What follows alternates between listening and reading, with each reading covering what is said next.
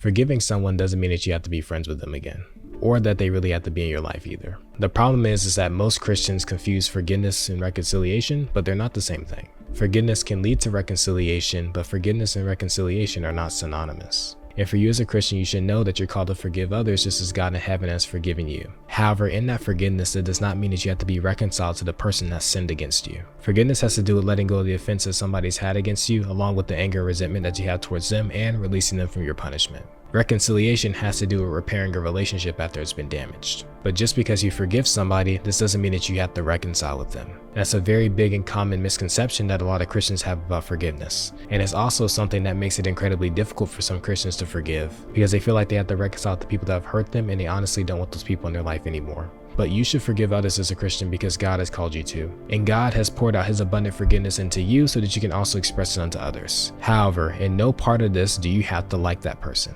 Also, in no part of forgiving somebody do they have to be in your life ever again, because there are people that may come into your life that are genuinely harmful to you and may even have damaged your relationship with God, and you should stay away from them because that's wisdom. While forgiveness can sometimes lead to reconciliation, you don't actually need to reconcile with somebody for them to be forgiven. And it's good wisdom to separate yourself from people and be wary of people that have done you harm.